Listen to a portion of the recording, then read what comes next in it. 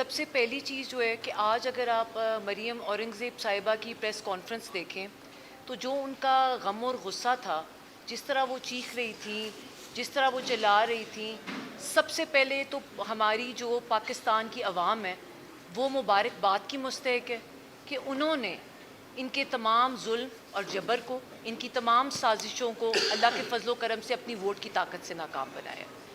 इसके बाद जो एक इम्पॉर्टेंट बात जिससे उन्होंने शुरू की अपनी प्रेस कॉन्फ्रेंस वो है हल्का 49, जहाँ से मेरे वालिद मेजर ताहिर सादिक साहब जो है वो 65,000 की लीड से वो सीट जीत चुके हैं।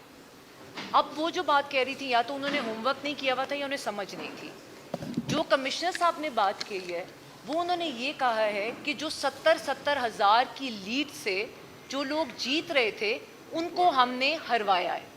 तो मेरे वालिद 65,000 की लीड से हल्का NA 49 से जीत चुके थे।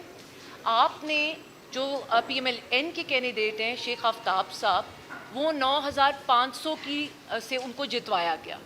तो उस 9,500 प्लस 65 75,000 उनका मतलब कहने का ये था कि 75,000 वोट्स का फ्रॉड और घपला हुआ है। तो पहली तो ये क्लैरिफिकेशन हो गई।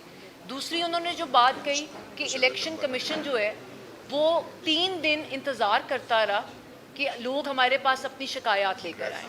तो मैं अभी आपके साथ शेयर करूँगी, मैं अभी आपके साथ शेयर करती हूँ।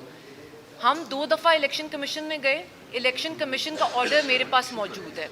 जो पहला उनका ऑर्डर था वो ये था कि RO के पास आप जाएं और 45 के मुताबिक जो फॉर्म 47 है वो हमारी गैर मौजूदगी में या मेरे इलेक्शन एजेंट की गैर मौजूदगी में वो फॉर्म जो है वो इशू है। हम वो लेके RO के ऑफिस गए, इलेक्शन कमीशन का ऑर्डर। जब हम वो लेके RO ऑफिस गए तो RO साहब वहाँ पे मौजूद नहीं थे, वो गायब थे, वो हमें किसी जगह नहीं मिले। RO के ऑफिस में ताले लगे हुए थे।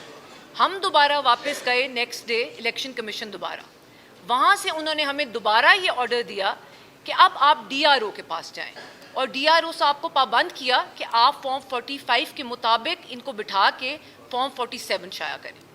जब हम दोबारा DRO साहब के पास गए तो वो भी गायब थे, दफ्तर में ताले लगे हुए थे। अब हम तीसरी दफ़ा दोबारा इलेक्शन कमीशन आज गए हैं। साथ साथ इलेक्शन कमीशन से के ऊपर भी एक सवालिया निशान है कि अगर आपके ROs और आपके DROs आपकी बात, आपके ऑर्डर को मानने के लिए तैयार नहीं है तो ये क्या इलेक्शन है। उसके बाद तीसरी जो इम्पोर्टेंट बात है जो आज इन्होंने अपनी प्रेस कॉन्फ्रेंस में की, ये this is the most important thing.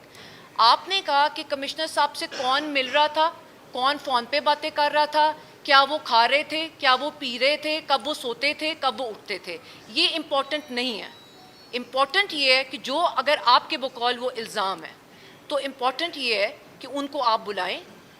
इसमें बहुत सादा सा फार्मूला है, इसमें कुछ आपको करने की ज़रूरत नहीं है। अगर आप समझते हैं कि उनका इल्ज़ाम है, तमाम कैंडिडेट्स जितने भी पिंडी डिवीज़न के हैं आप उनको किसी भी जगह बुला लें, मीडिया के तमाम नुमाइंदगान को बुला लें, हम अपने फॉर्म 45 ले जाएंगे। आप DROs को पाबंद करें, ROs को पाबंद करें पिंडी डिवीज़न के, वो तमाम लोग वहाँ पे आ जाएंगे और दूध का दूध और पानी का पानी जो है वो बिल्कुल वाजे हो जाएगा कि कौन कहाँ पे स्टैंड करता है। इसमें हमें इसको उलझाने की ज़रूरत नहीं है, इस इशू को कि कौन उनसे मिल रहा था, क्या वो खा रहे थे, क्या वो पी रहे थे। इसका सादा सा और सिंपल सा सोल्यूशन है कि आप आइन और कानून के मुताबिक अगर सारी चीज़ें चाहते हैं और अगर आप क्लेम करते हैं कि आप जीते हुए हैं, हमारे पास हमारे तमाम फॉर्म 45 मौजूद हैं।